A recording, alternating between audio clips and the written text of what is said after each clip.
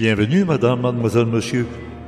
Orangia TV est fier de vous présenter des archives d'ésotérisme expérimental qui remontent à l'époque des réseaux de câbles à travers la province de Québec. Et veuillez ne pas tenir compte des numéros de téléphone et des adresses qui sont mentionnés dans ces documents d'archives authentiques et intégraux. Évidemment, ce ne sont plus les adresses et des numéros de téléphone disponibles maintenant. Bonne écoute!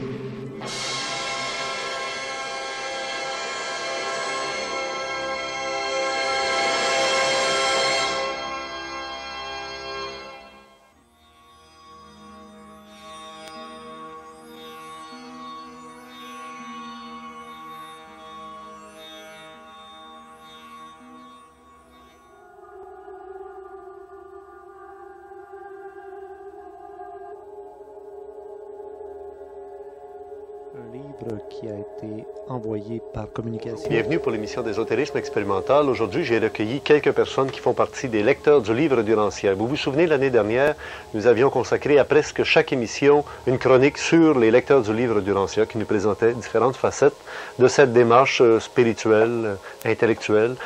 Eh bien, aujourd'hui, avec des organisateurs même de ce congrès international qui avait lieu au cours de l'été dernier, je veux bien dire 1993, on va essayer de faire un retour sur à la fois le congrès des lecteurs du livre du Rancière et le type de message qui est transmis par la lecture de ce livre. J'ai ici Diane Labrec, bonjour Diane, Charles. Pierre Routier, que vous reconnaissez sans aucun doute, Léonard Glenn et Lise Champagne, qui ont fait d'ailleurs une conférence mémorable. Moi, j'aimerais vous demander si vous êtes satisfait du congrès. Toi, Diane. Oui, nous sommes très satisfaits, Richard, et nous avons eu plusieurs personnes, dont des gens qui sont venus de plus de 15 pays différents. Beaucoup d'Américains. On a pu le voir dans le stationnement qu'il y avait des licences de tous les États. Oui, d'à peu près tous les États Ouais. qui étaient représentés. Mais y avait-tu de la participation québécoise? Oui, il y a eu de la participation. Naturellement, nous, on aurait aimé avoir l'apport de plus de gens du Québec pour nous aider dans le support de l'organisation du congrès. Mais pour la participation en tant que telle, ça a été très bien. À tous les jours, le nombre grandissait parce que c'était ouvert aussi bien dans on pouvait s'enregistrer d'avance ou à la journée. Alors, la réponse a été des plus positives. Moi, je dirais une chose, c'est qu'au cours de l'émission, on aura l'occasion de voir un reportage que j'ai fait, puisque j'ai participé presque tout le temps du congrès avec les caméras. Je filmais tout ce qui se passait. On va faire un condensé de tout ça. Et j'ai remarqué une chose, c'est qu'il y avait peu de Québécois et on avait presque l'impression que c'était des Américains qui venaient faire leur congrès ici au Québec. Ça avait l'air vraiment monté à l'American style, comme on dit. C'est vrai que le congrès est organisé par des Américains, puisque c'était le Fifth Epochal Foundation qui organisait ça. De Chicago. De Chicago. Bon, alors, mais ces gens-là avaient vu qu'ils le faisaient au Québec, avaient demandé aux lecteurs du Québec de participer. Et plusieurs organismes au Québec se sont impliqués. Et puis moi-même, avec Réflectivité, j'avais demandé aux gens qui voulaient s'impliquer de venir participer au montée le congrès. Je pense que c'était la première fois que ça se faisait à l'extérieur En des États-Unis. dehors des États-Unis, C'est oui. ça. Et pourquoi ils avaient choisi le Québec? Bien, ils avaient choisi le Québec tout simplement parce que les Américains, là, ils voudraient montrer une face internationale. Ouais. Parce qu'avant ça, c'était toujours aux États-Unis. Alors, ça ne faisait pas trop international. Ouais. Alors là, ils auraient aimé faire des congrès à différents pays. Hein? Fait que là, l'année prochaine, étant donné que le livre en espagnol est sorti, il est probable, pas l'année prochaine, mais le prochain congrès, ça se peut que ça se fasse en dehors, soit au Mexique ou ailleurs. Oui. Mais ça va, même si ça se ferait aux États-Unis, ça va se faire dans une partie où il y a beaucoup d'Espagnols. Ah, oui. Mais ils désiraient mieux le faire à l'extérieur, dans des places. Bon. Fait que c'est pour ça. C'est parce qu'ils ont voulu monter un côté international, puis de commencer maintenant à faire ça dans d'autres pays. Vous autres, vous étiez dans l'organisation pratique, là, technique. Oui. Moi, j'ai trouvé que ça a roulé comme dans du beurre tout le temps. Oui. Hein? C'était vraiment là. Ça a bien été. L'atmosphère d'un congrès bien organisé. Les repas, ça roulait. On peut dire une félicitation sûrement aux gens qui ont un centre des congrès à Saint-Hyacinthe. C'était dans quel hôtel déjà, là? À l'Auberge des Seigneurs. De Saint-Hyacinthe. Oui. Puis moi, j'ai découvert l'Auberge des Seigneurs comme je ne l'avais jamais imaginé. Ah, tout est là. Mais Diane était un pilier pour tout organiser ça. Là, Diane était un pilier. Ah ben moi, je l'ai vu partout. Hein? Tu étais partout à la fois, puis vraiment là. C'est une passion, hein? On le fait par amour, ce travail-là. Est-ce qu'il reste quelque chose d'un congrès comme ça?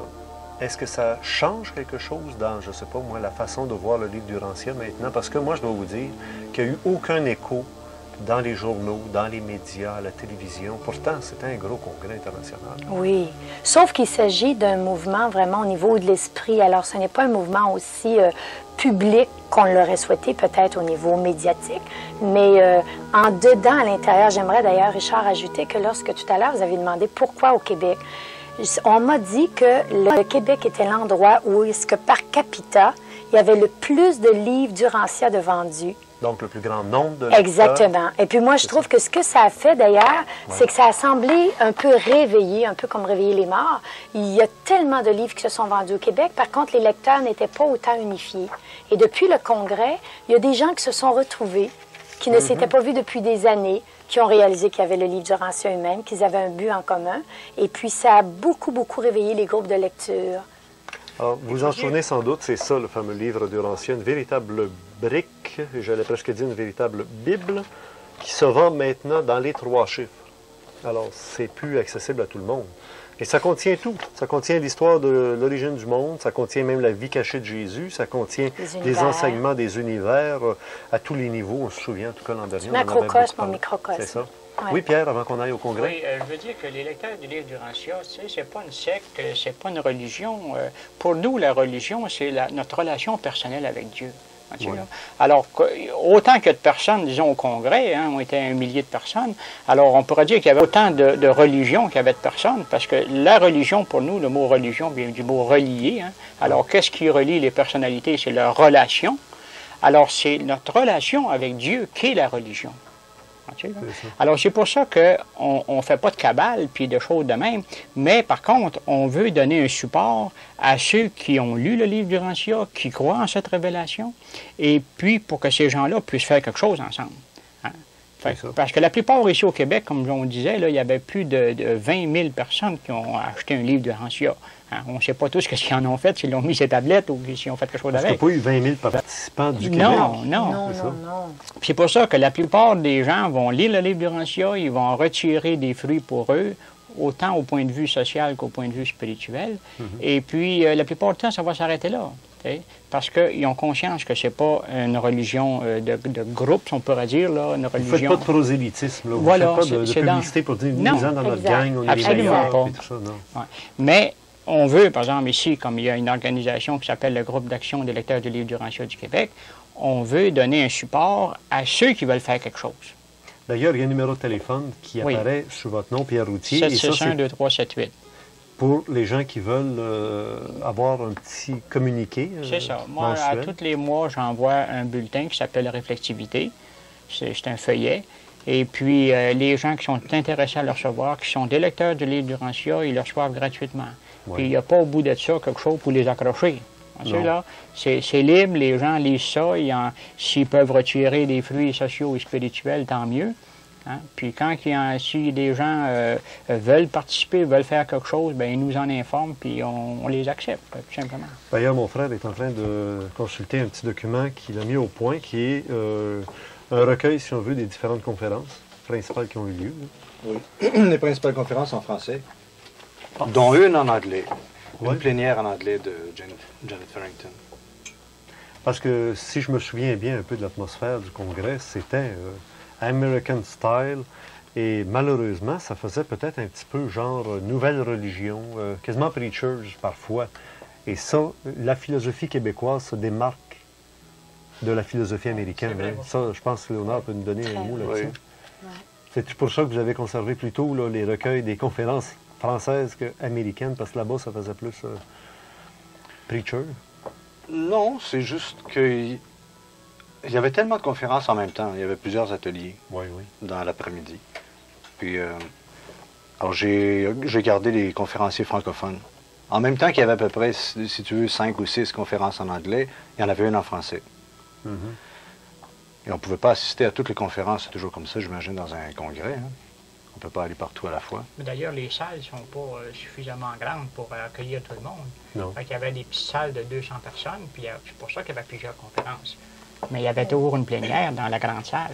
C'est aussi parce qu'il va y avoir une publication des conférences du côté américain pour les conférences en anglais. Alors, on ne voulait pas non plus répéter là, une sélection qui a été faite. Puis il y a même une vidéo qui a été faite par les Américains. Et puis, ils m'ont dit dernièrement, là, qui est après, c'est Diane qui m'a dit ça. Qui est en anglais, évidemment. Il est terminé. Parce que quand il y avait des plénières, là, il y avait toujours un lecteur qui prenait des scènes là, sur la scène principale. C'est ça, oui. Alors, on a fait un montage avec ça, puis on devrait avoir ça. Bon, bien, bien humblement, de notre côté, on a fait un reportage, nous autres, une vidéo aussi qu'on va présenter maintenant, qui se trouve être un condensé, si on veut, de ce congrès qui a eu lieu l'été dernier, 1993, à Saint-Hyacinthe, intitulé « Un monde à rejoindre ». On regarde ça ensemble, puis après, on va en discuter ensemble.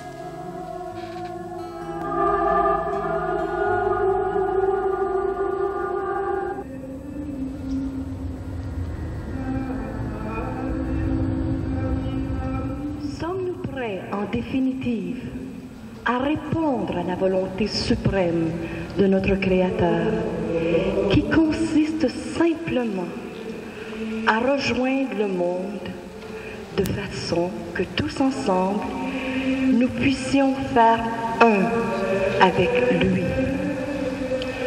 When all is said and done, are we still willing to respond to the supreme will of our Creator, which is to touch the world, so that we might all together be one with Him?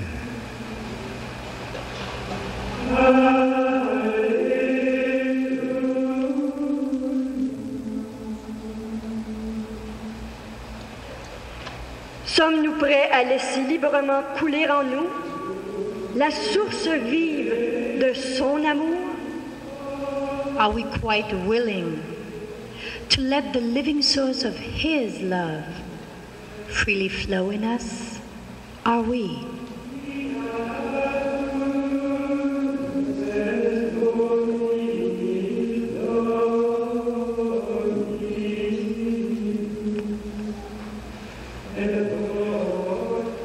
Sommes-nous vraiment prêts à percevoir la réalité avec les yeux de l'esprit et à nous émerveiller devant la simplicité de la vie comme un tout petit enfant?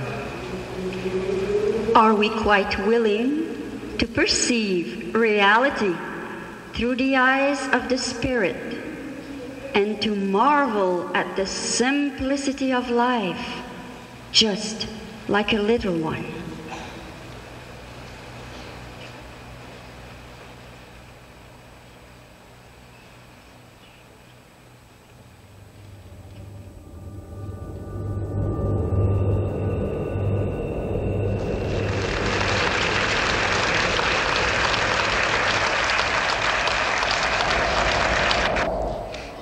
Alors, une famille nombreuse qui est venue ici au congrès des lecteurs du livre d'Urantia. Êtes-vous des lecteurs du livre d'Urantia?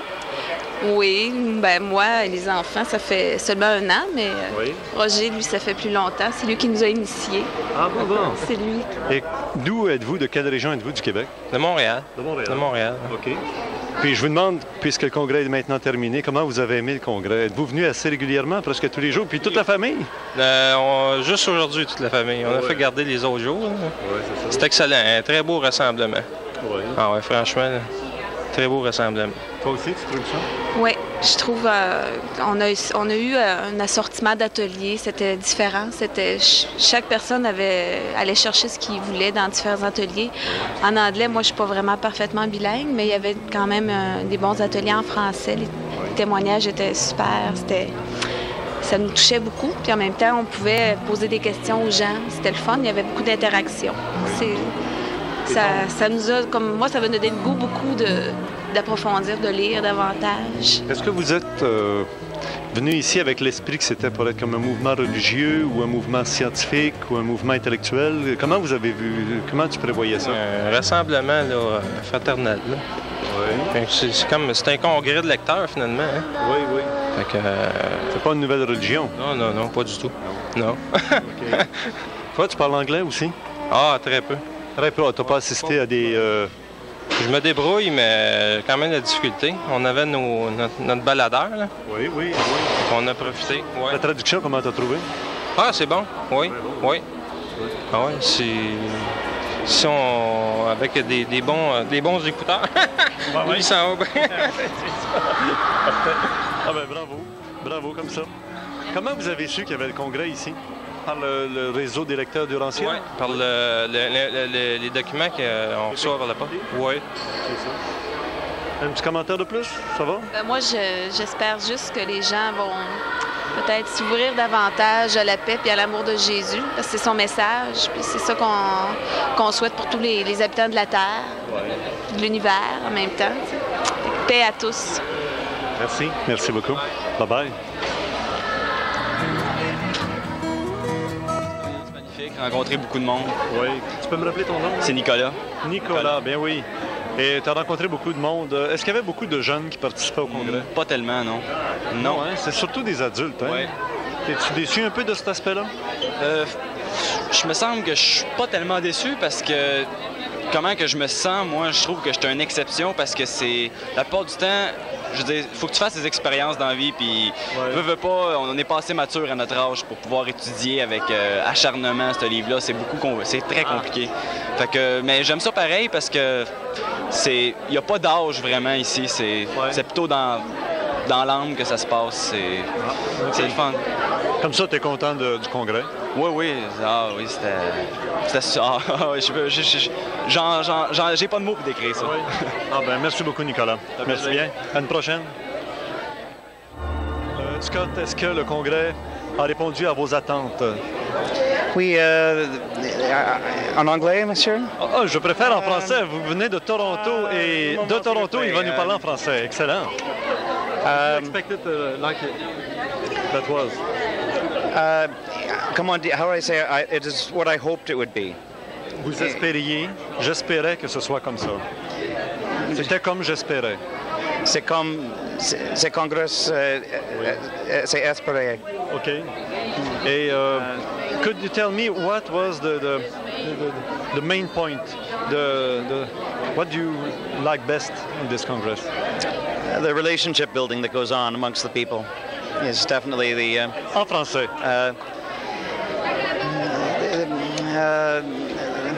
Les relations. The relation par le participant. Oui. I'm sorry. Okay, tell us in English. Very good. No, I'm not very articulate on Francais, as you may have noticed. Perfect.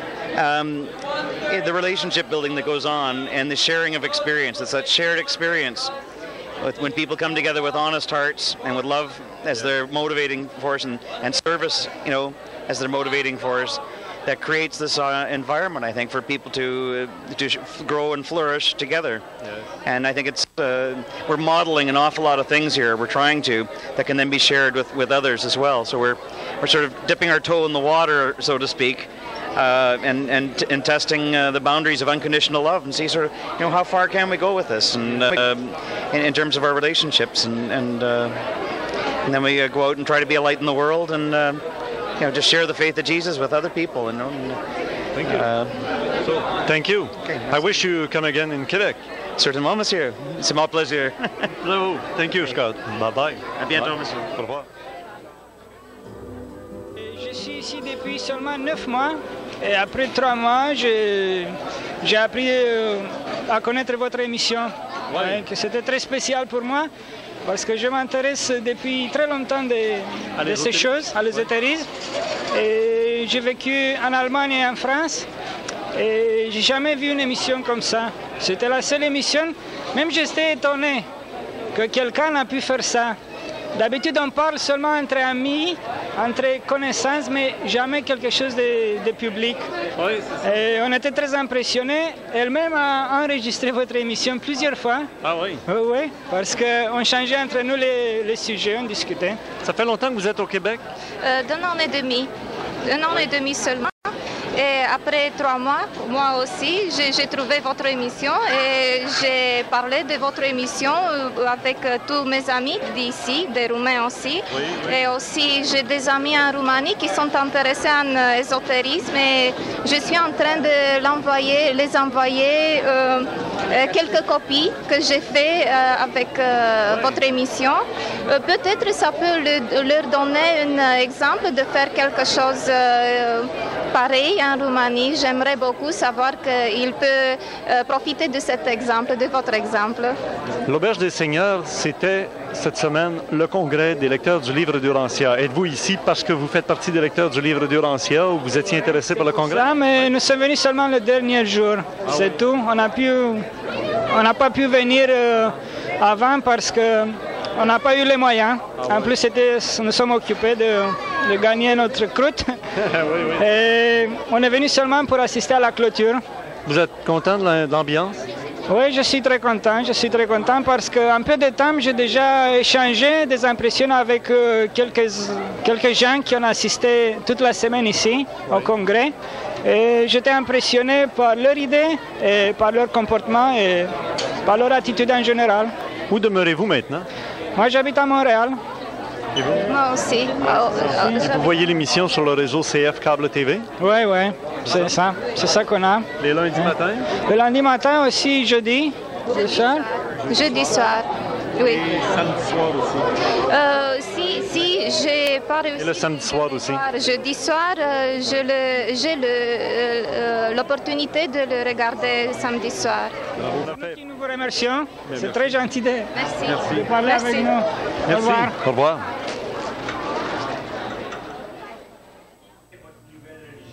Comme est-ce que ça existe une nouvelle religion? Je me suis permis d'émettre une réflexion personnelle. Vous savez, quand on était jeune, on nous disait, on dit encore aujourd'hui, puis dans toutes les religions, on nous disent enfants de Dieu. Puis Pierre a mentionné, par la foi, nous devenons fils et filles de Dieu. Mais vous vous rappelez certainement d'avoir lu dans le livre que les Unions des jours mentionnent qu'ils préféreraient que nous graduions à des partenaires. Vous savez certainement lu ça quelque part. Et ma question ici était, est-ce que notre nouvelle religion serait une responsabilité de partenariat? Et que ce soit avec la salle au complet, l'entourage, l'univers ou notre ajusteur? C'est ça ma prochaine question. Est-ce que votre nouvelle religion ou notre nouvelle religion serait une responsabilité de partenariat? Et pourquoi je dis ça? Parce que tout à l'heure, j'avais avec un sens d'humour, j'ai dit j'étais syndiqué. Je suis en faveur du patronat, je suis en faveur du partenariat. You are a minister. Yes, I'm a minister of the United Church of Christ in the United States. Is it compatible with the book of Urantia? Yes, I discovered the book, the Urantia book, about 35 years ago. 35 years? Yes. Wow. Alors voici un entretien avec M. Meredith Springer, qui est ministre dans l'Église unie des États-Unis, à qui je demandais si la Bible et le livre d'Urantia sont compatibles. Il nous dit que depuis plus de 35 ans qu'il connaît le livre d'Urantia, il a été très souvent impliqué dans des congrès et dans la tête dirigeante du mouvement Urantia. Et il dit qu'en plus, ce livre complète par des exemples, des explications sur des événements historiques ou cosmiques, les documents de la Bible. The Urantia book, has this diminished your appreciation of the Bible? I says, no, as a matter of fact, it has enhanced my appreciation of the Bible and a lot of historical events that we have not very well understood. And in fact, a friend of mine, Professor Dwayne Faw, has spent a number of years compiling what he calls a paramony, a harmony between the Bible and the Urantia book. Il y a un document qui s'appelle le Paramonia et qui fait les correspondances entre la Bible et le livre d'Urantia et qui montre bien que les deux se juxtaposent parfaitement, se complètent. The Urantia book is sort of related in the same way to the Bible. You mean it's the newest New Testament? Yeah. You know, that's an oversimplification. Et nous avouons qu'on pourrait dire que c'est le plus nouveau Nouveau Testament, qui complète même la Bible, un peu comme s'il s'agissait maintenant d'un Nouveau Testament. Well, that's a long story. I spent about 3 years researching this, and a lot of people think they know a little bit about it, and they think it's similar to channeling or similar to this kind of thing, and it isn't at all. No. And I brought about Je demandais à M. Meredith Springer, ministre de l'Église unie des États-Unis, de quelle façon le livre d'Urantia est apparu. Il nous dit, c'est plus facile de dire de quelle façon il n'est pas apparu. Il n'est pas apparu par des séances de spiritisme ou même ce qu'on pourrait appeler du channeling. Mais il a été livré complètement à un être humain en passant par un intermédiaire humain et il est de provenance cosmique. About the methodology of the materialization, if I told you everything I knew, you'd have 2 question marks for every place you have 1. But he says, I can tell you how it didn't come. And he handed this group of ministers an 8.5 by 11 sheet with all of the kinds of marginal consciousness, channeling, automatic writing, spiritualism, etc., etc., etc. And he said the Urantia book came by none of these or paralleling none of these methods. He called in Howard Thurston, the magician that had a hobby of exposing these kind of things, and Sir Hubert Wilkin, the scientist who was interested in exposing this kind of thing, and all 3 of them agreed it's some kind of genuine phenomena, but we can't figure it out. Someone tell me the first, the second, and the third book. Maintenant, je lui pose la question cruciale, la vie de Jésus et même les révélations sur la vie cachée de Jésus qu'on retrouve seulement dans la 4e partie du livre d'Urantia ne semblent pas de la même origine. Il est arrivé d'ailleurs tardivement. Alors, quelle en serait l'origine? Not really.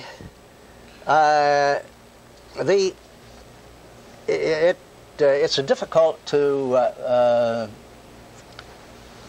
discuss this because the average person in the public won't know what I'm talking about, but supposedly the first 3 books were authored by personalities of high order in the universe. The 4th book, The Life and Teachings of Jesus, was authored by a group of midwares. Well, the Urantia book says the midwares are beings slightly above human beings. Okay. And these midwares were, in the Lucifer Rebellion, they lost many of their number. And they were, when it came their time to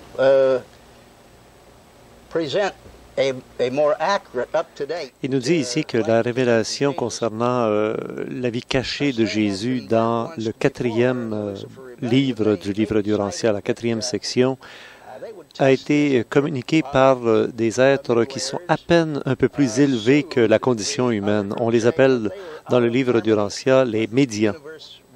Alors que l'ensemble des 3 premiers livres qui correspondent à des connaissances universelles et cosmiques, ces 3 premières parties sont des communications par des êtres extrêmement plus évolués.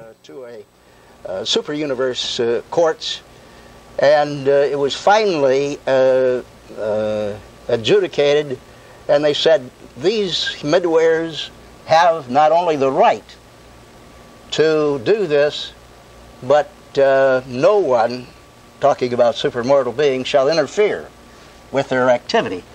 And then they proceeded to do this. And you see, they were asked only to refer to universe records when they couldn't find the material they wanted in the life and writings of the planet. And they used over 2,000 resource materials on the planet in doing this. Okay. But the 4th book was revealed. Alors, donc, le 4e livre a été révélé de la même manière que les 3 premiers. Same basic technology, so far as I know.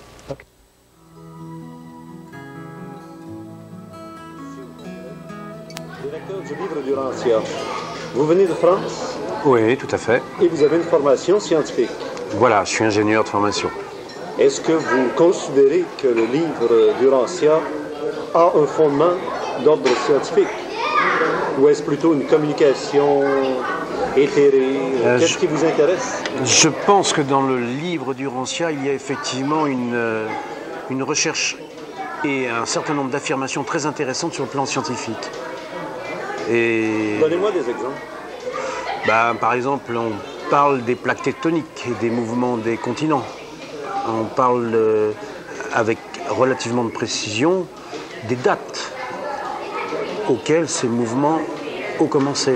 Et d'ailleurs, la recherche actuelle confirme ce qui, et à l'époque, était seulement des prévisions. On parle aussi de la découverte de nouveaux éléments dans la table d'éléments de Mendeleïev. Et effectivement, là aussi, le livre nous a apporté un éclairage scientifique tout à fait valable. Il y a de nombreux éléments de ce genre dans des domaines très différents les uns des autres. Est-ce que ce sont à cause de ces éléments d'ordre scientifique que vous êtes intéressé au livre du Rancia? Non, moi j'ai toujours été à la recherche, disons, d'éléments de vérité. Et je crois que le livre du Rancia, de ce côté-là, nous en assène un nombre tout à fait impressionnant.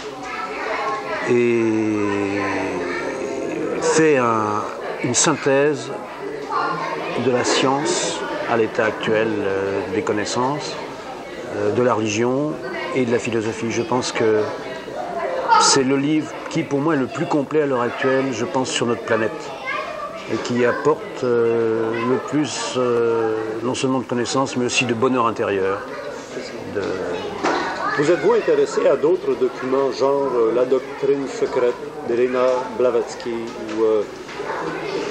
Je me suis, comme tout le monde, intéressé à beaucoup de livres, je dirais, un peu ésotériques. J'ai fait pas mal de recherches et je continue à en faire. Je ne connais pas en particulier le livre que vous venez de citer. Mais là encore, je trouve que Urantia domine, enfin par rapport à tout ce que je connais, domine et de loin toute la connaissance que j'ai pu accumuler et surtout met les choses en place. Il y a une logique très forte dans le livre d'Urantia. Il remet les pensées en place et en même temps, il élève cette pensée, il élève le niveau de connaissance. Alors, à un scientifique qui vous écouterait présentement, quel serait le genre de message que vous pourriez donner? Je dirais que tout dépend de ce qu'il recherche. Je dirais que ce livre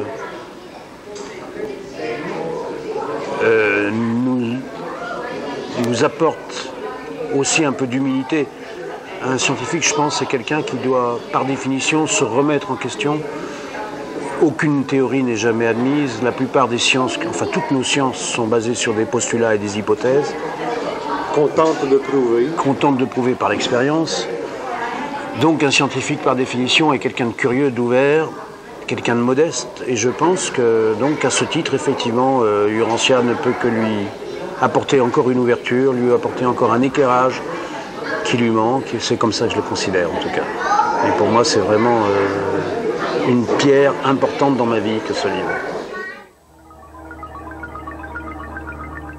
Subject you prefer?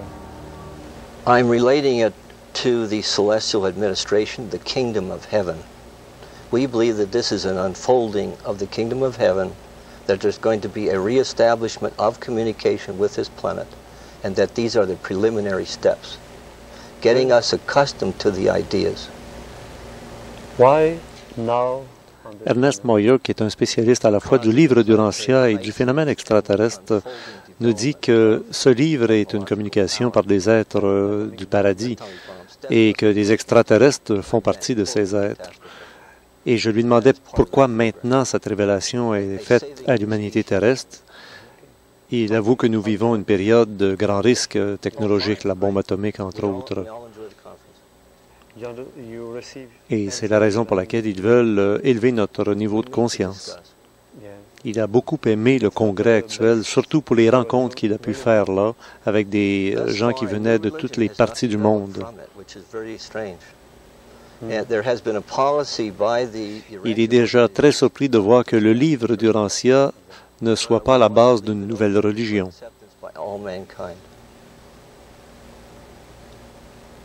Universal. We believe in the universality of the teaching. Yes. Well, thank you very much, Ernest. Et que c'est un enseignement universel qui s'adresse à tout être humain qui veut connaître des choses.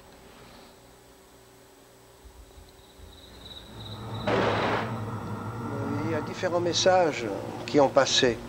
Et suivant la qualité de ces messages ou la qualité de l'auditoire, je pense que chaque auditoire peut être satisfait. Parce que finalement, il faut considérer chaque personne selon les différents niveaux. et que si on faisait un congrès uniquement scientifique, comme cela se passe par exemple à Paris, il y a tous les 3 ans des congrès scientifiques de haut niveau où chaque nation envoie des représentants pour parler des découvertes scientifiques. C'est parfait, c'est passionnant, parce qu'on y étudie également le monde de l'esprit, on commence à l'étudier. Donc c'est pour ça que c'est intéressant que Urantia fasse également des congrès. Mais même s'il y a différents niveaux dans ce congrès, de toute façon, il y a différentes couches de la société, différentes sortes d'âmes à satisfaire. Et il serait égoïste que de ne faire uniquement qu'une conférence de très haut niveau, d'un niveau cosmique très élevé, en oubliant les autres. Est-ce que à ce congrès-ci, d'après vous, Paul Bricq, il y a eu des interventions de très haut niveau? Très haut niveau. C'est-à-dire que oui, il y a eu quelques interventions.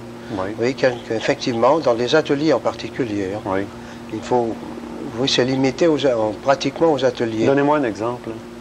Eh bien, il y a Léonard, par exemple, Léonard Klein, a fait un exposé assez long, qui était avec Lise de Champagne, qui était, à mon sens, parfait, d'un haut niveau spirituel. Et non seulement spirituel, mais également cosmique, réellement cosmique. C'est-à-dire pas enfermé dans une religion, pas enfermé dans des dogmes, disons presque laïque. La spiritualité laïque.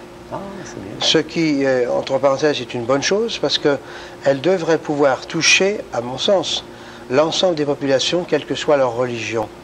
On touche à leur cœur, on touche à leur âme, et là, c'est neutre, ça correspond à la création. Et, en cela, ça peut être diffusé, je pense, sur l'ensemble de la planète.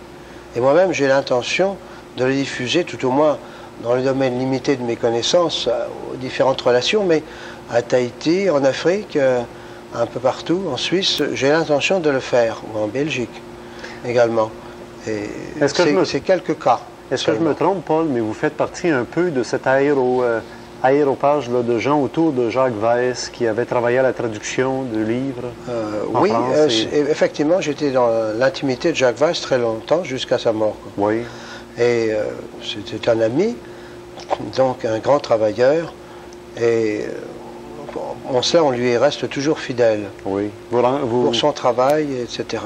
Oui. Qui a été fait dans des conditions exceptionnelles, puisqu'en dehors, c'était un homme d'affaires, et en dehors de cela, il travaillait le matin de bonne heure, il se levait pour faire, avant son travail, cette traduction pendant plusieurs années. Je crois que c'est 5 ou 6 ans par là. Oui, je peux vous demander comment vous avez été mis en rapport avec le livre d'Urantia? C'est là qu'on est obligé de croire un peu aux anges gardiens, parce que je n'allais pas du tout chercher Urantia. J'étais invité chez un ami, et cet ami collectionnait des estampes japonaises. C'était un art, etc. Et en même temps, il suivait des cours d'opéra, des chants d'opéra. Et alors, c'est un passionné d'enregistrement haute fidélité. Donc, il avait un matériel professionnel pour enregistrer. Et du même coup, il m'avait invité avec mon épouse. Alors, je me suis rendu. Et puis, une fois qu'il nous a montré ces estampes japonaises, comme je suis de nature curieuse, on peut toujours trouver quelque chose de nouveau chez les gens. Et j'ai observé dans sa bibliothèque, j'ai parcouru très rapidement, il y a beaucoup d'ouvrages mystiques et d'ouvrages de spiritisme, de choses comme ça. Ça, je connais déjà, j'ai étudié ça un peu ça ne présentait pas d'intérêt pour moi. Mais au milieu de cet ensemble, mon regard s'est trouvé frappé par 3 ouvrages de couleur gris clair. Et je dis, tiens, et ça, je ne peux pas vous dire pourquoi, j'ai pris l'audace, presque l'impolitesse, sans le lui demander, et de saisir un de ces ouvrages, bien qu'il me regarde à ce moment-là, et de regarder la table des matières. Et cette table de matières était tellement fantastique que je me suis dit que même si c'était faux, je serais quand même curieux de voir ce qu'en 2000 pages, on peut raconter sur des anges ou sur le monde céleste. J'ai du coup regardé la table des matières des 3 ouvrages, et en particulier, il y en a un sur Jésus. Alors, sur Jésus, avant son ministère, terrestre. Donc ça m'a frappé parce que comment peut-on écrire ces choses-là? Donc même si c'est faux, même si c'est un roman, ça m'intéresse quand même d'étudier ce roman pour savoir qu'est-ce qu'on peut bien dire. Parce que parfois, à travers des choses inexactes, il peut y avoir une part de vérité. Sur ces écrits, étant donné qu'ils ne doivent pas être considérés autrement qu'à titre hypothétique à l'heure actuelle. Tout authentique chercheur de la vérité doit se faire un point d'honneur de se débarrasser de toute notion qui ne s'impose pas à sa conscience par une expérience directe de la réalité. S'il fallait défendre les théories du livre d'Urantia, sous prétexte que ces croyances sont les bonnes, ce serait répéter la même outrageante erreur que ceux et celles qui peuplent aujourd'hui tant de sectes, en se contentant de prêcher telle ou telle doctrine à propos de telle ou telle hypothèse.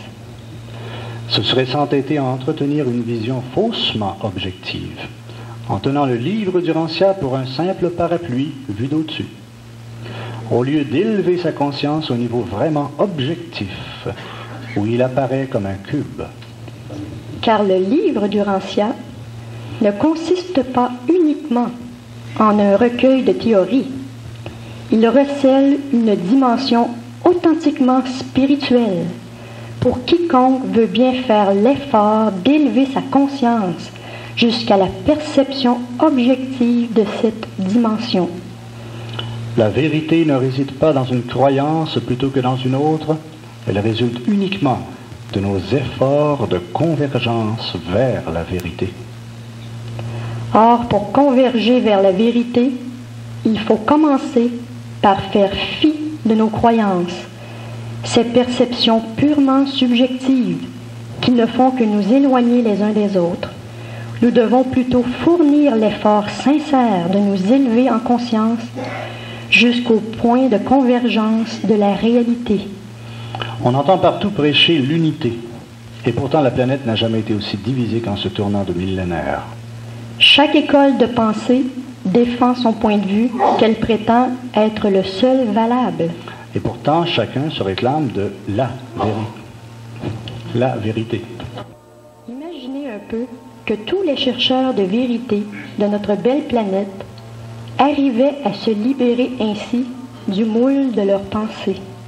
Entendez-vous le musulman qui dirait « Le Coran n'est pas la vérité, mais il m'aide à la vivre ». Entendez-vous le juif qui dirait « La Torah n'est pas la vérité, mais elle m'aide à m'en approcher, car elle m'aide à me rapprocher de toi ». Nous libérer ainsi du moule de notre pensée équivaut pour notre âme à se libérer des limites de notre corps. Il ne s'agit pas de vivre une expérience paranormale dans un quelconque état second, mais de fournir un effort conscient qui consiste simplement à vouloir vivre la réalité de l'esprit en conformité avec la volonté de Dieu. La spiritualité qui vise à procurer la paix intérieure n'est qu'une illusion, car la paix qui résulte de la véritable expérience de l'esprit n'est pas un but, mais un effet. Et chercher à vivre cette expérience en fonction de l'effet qu'elle procure, c'est se duper soi-même. La recherche des sensations soi-disant spirituelles représente une subtile tentation, mais réserve également une amère désillusion, car elle confine à l'égoïsme. L'authentique expérience de l'esprit n'est pas un repli sur soi, mais au contraire un oubli de soi. Et cet oubli ne s'apparente pas non plus à une fuite de soi, mais répond uniquement au plus profond et au plus sincère désir de rejoindre réellement les autres au-delà de nos subjectivités respectives. On est de retour ici en studio avec des gens qui ont participé donc à ce congrès. On reconnaît Léonard et Lise et Léonard. Et c'était bon l'idée, hein, de chacun votre tour, vous aviez votre phrase, votre petit passage à transmettre. Ça a créé un rythme dans la présentation, j'ai trouvé l'idée géniale. Ça aidait à pas trop dormir. Ben, si on veut, mais aussi, c'est que ça rendait le message qui était non sexiste, si on veut. Là. C'est quand même, le preacher, on pense toujours que c'est un homme, d'entendre une femme, puis une femme qui partage avec un homme. C'était vraiment un partage dans la communication. C'est original, c'est très bon, ça. Une leçon à donner à des gens qui ont des messages à passer. Il faut dire qu'on était animés par la même passion, ça aide beaucoup. Là. On a eu des bons commentaires, en tout cas, de l'auditoire. Oui, même de l'idée d'avoir mixé. Je trouvais que ça créait l'un qui était plus calme, puis l'autre plus... plus fantaisiste un peu aussi. Oui. Est-ce que vous avez pondu le texte ensemble ou est-ce que c'est le travail, le fruit de réflexion d'un seul des deux? Ça, c'est drôle, ce phénomène-là, chez nous. J'ai des idées, mais c'est Léonard vraiment qui a l'art de les formuler, de mettre ces idées-là concrètement sur papier. Oui. Mais je vais arriver avec une idée, puis il va développer, il va mettre beaucoup comment je dirais bien ça? La formulation écrite. D'ailleurs, je suis plus habile avec la langue écrite que la langue parlée. Ben, c'est ton travail professionnel aussi. C'est ça, c'est son travail professionnel aussi. Oui, oui, j'ai travaillé beaucoup là-bas à titre de traducteur. J'étais en charge du comité de traduction. Oui. Donc aussi de traduction simultanée, parce qu'il y a eu la traduction simultanée pendant les plénières. On avait un traducteur professionnel pour ça, qui était absolument extraordinaire. Oui. Dis-en deux mots de ce traducteur-là. Il était impressionné. Oui. Oui, c'est qu'il pouvait faire 3 choses en même temps. Moi, je ne pouvais pas imaginer qu'on puisse faire ça. Il écoutait le conférencier en anglais, par exemple, il le traduisait en français, il lisait en même temps quelque chose, puis il comprenait ce qu'il traduisait. Il faisait des commentaires. Il jonglait mentalement. Oui. OK, il passait même une réflexion sur ce qu'il était en train de traduire. Il n'était pas 3 mots en arrière, là. C'était un mot. Le conférencier, presque en même temps. Puis je pense que vous m'aviez conté qu'il était allé chercher le livre parce qu'il s'est dit, écoute un peu de quoi tout ce monde-là parle. Là. Puis il est allé chercher la brique. Oui, c'est ça. Il a passé à travers assez rapidement pour se dire, c'est intéressant. Soirée, oui. Pour voir, mais... Puis il parle plusieurs langues. C'est ça, il parlait 8 langues, je pense, couramment, parce qu'il y avait une Russe à un moment donné qui était invitée. Puis elle avait parlé en anglais, mais un mauvais anglais. Il dit, il aurait été préférable qu'elle parle en russe. J'aurais pu la traduire plus facilement. Et en anglais et en français. Ah oui, il parlait 8 langues. Puis c'est aussi à cause de sa culture absolument phénoménale, je pense. C'est ça qui lui permettait de le lire, le livre, et de le comprendre, parce qu'il peut faire des recoupements très rapidement avec toutes sortes de choses qu'il sait déjà. C'est ça. Ben oui, si c'est lui en même temps qui traduit à chaque fois, c'est ça. Il accumule l'information. Mais le message, la façon dont vous l'avez passé, c'était digestible quand même. Hein? Et vous avez l'impression que les gens ont compris. Parce que c'était quand même un drôle de message. Ça laissait entendre aux gens, restez pas borné au livre du Lancia, il y a une façon de voir l'information, mais c'est pas ça qui compte. C'est toute la façon de le vivre. Oui, parce que c'est un outil, en fin de compte. C'est ça. Hein, si on attache l'importance à l'outil, puis on n'attache pas l'importance à quoi il doit servir, alors à ce moment-là, l'outil est inutile. Ça me fait penser un peu aux médecins, pareil comme si un chirurgien très renommé, quand Dr. Barnard a fait sa première opération, je crois que c'était Barnard dans la première opération à cœur ouvert, s'il était tellement... Oui, la transplantation cardiaque. S'il était tellement amouraché de ses instruments qu'il mettait tout l'accent sur ses instruments. C'est pas ça. Il apprécie son instrument ou ses instruments, mais le but, c'est vraiment de réussir son opération. Alors, le but du livre du Lancia, c'est de le lire dans la vie pratique de chaque jour. D'ailleurs, si on voulait qualifier ce que c'est le livre du Lancia, pour moi, c'est le plus beau livre là, pour notre croissance spirituelle et personnelle. Ah, oui. Tu sais, je veux dire que c'est... C'est des propos, Pierre, qu'on entend de ceux qui apportent le livre, la Bible, ou d'autres qui vont apporter le Coran. Tu sais, c'est une Bible de plus. Alors que dans le message que j'ai peut-être compris bien humblement, là, ça laissait entendre, tout ça, ça sert à rien si vous ne savez pas vivre. Ben, c'est à peu près ça. Mais c'est applicable à tous les C'est de le vivre. C'est d'ailleurs le message du Christ. Je suis la vérité vivante. Et je pense qu'on n'a pas encore compris ce qu'il voulait dire quand il dit vivante. On insiste beaucoup sur l'aspect vérité, mais parfois très intellectuel ou très spirituel ou très émotif. Mais c'est pas vivant dans le sens que... On va voir tantôt aussi sur le Parlement mondial des religions. Ouais. Et ça me paraît étrange de voir qu'il y a tellement de religions. Mais c'est qu'on est à un stade encore primitif de l'évolution planétaire, donc c'est normal qu'on se trouve avec tellement... Et on est continuellement menacé par le spectre de la secte. Et moi, j'ai horreur de pouvoir imaginer une seconde qu'on fasse partie d'une secte et même d'une religion. Alors que cette relation doit être intelligente et intérieure et personnelle. Depuis des années, des décennies, peut-être des siècles même, en tout cas au 20e siècle, c'est très fort, il y a une évolution, une convergence de la science et de la religion. Et le livre du Rancia s'inscrit tout à fait dans cette lignée-là. Et il n'est pas le seul, par contre. Beaucoup d'autres penseurs aussi voudraient bien amalgamer la science et la religion. On pense à la scientologie, Ron Hubbard, c'est la même chose. Hein? C'est ça. Et ça prête à toutes sortes de confusions, encore une fois. Ça aussi. Et c'est absolument extraordinaire. C'est un domaine tellement impalpable, c'est flou. Hein? Les contours ne sont pas très bien délimités quand on parle de religion. C'est comme si, dans le fond, les gens de religion ne voulaient pas céder de terrain. Alors, ils ne veulent pas être associés à de la science, puis les gens de la science, ils ne veulent pas devenir une religion. On s'aperçoit aujourd'hui que ça change. Hein? Ils basculent l'un dans l'autre automatiquement, par la force de l'évolution.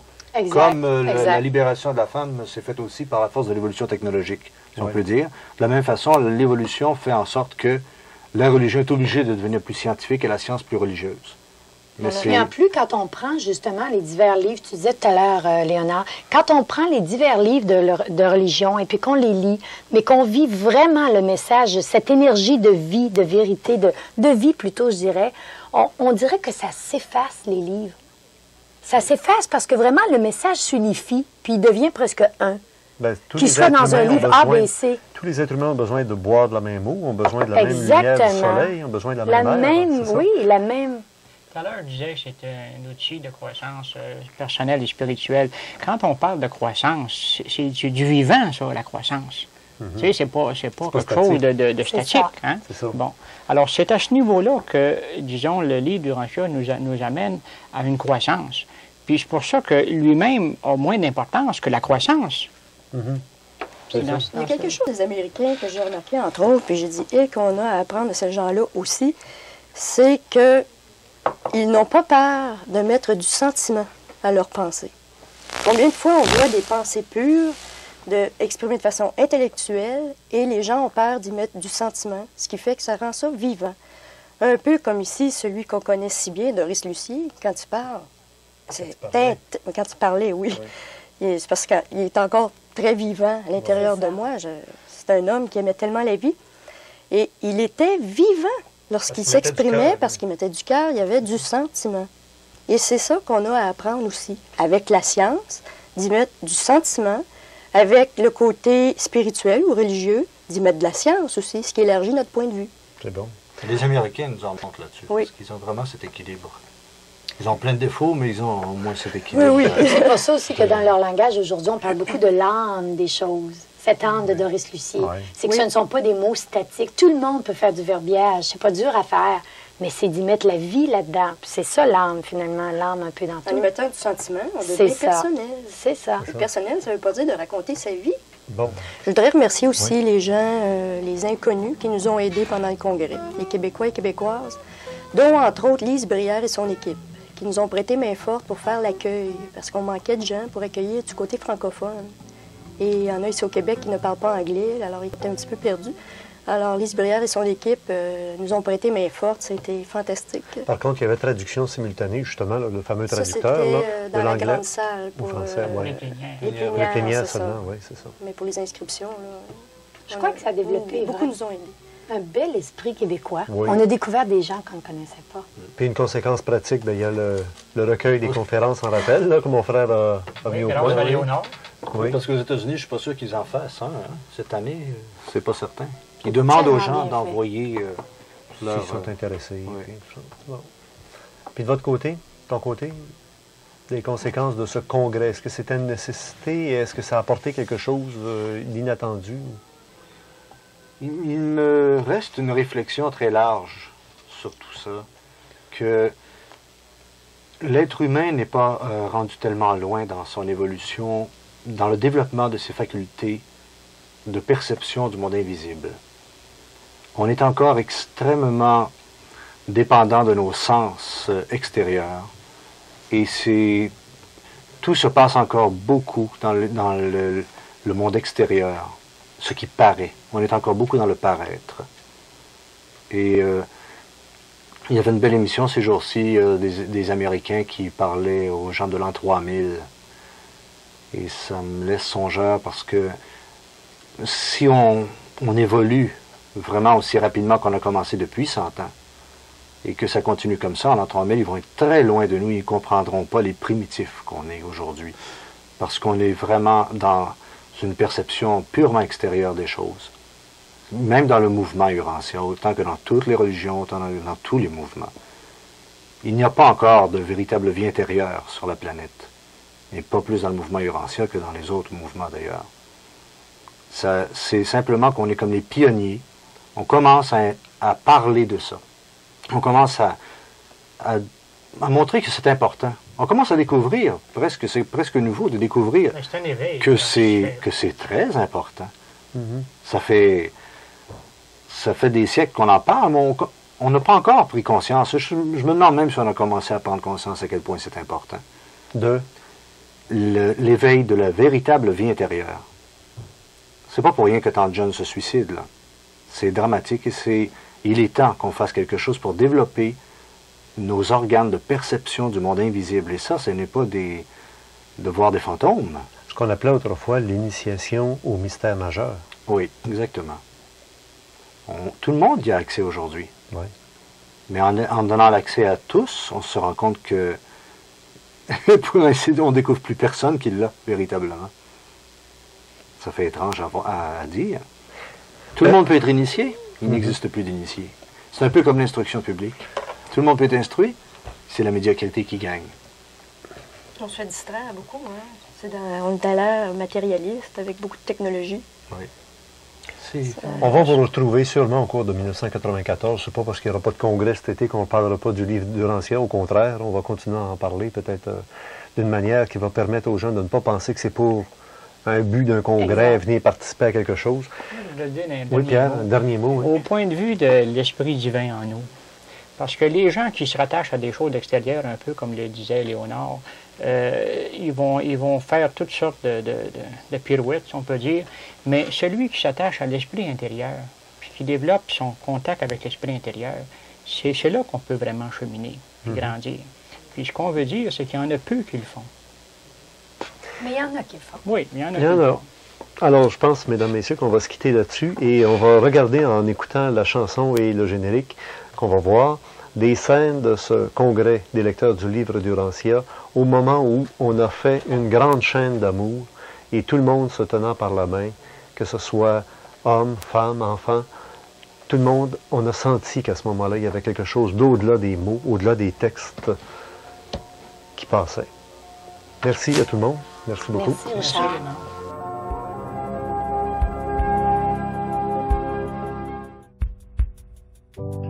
Ainsi se termine cette belle rencontre avec des gens inspirés par le livre d'Urantia.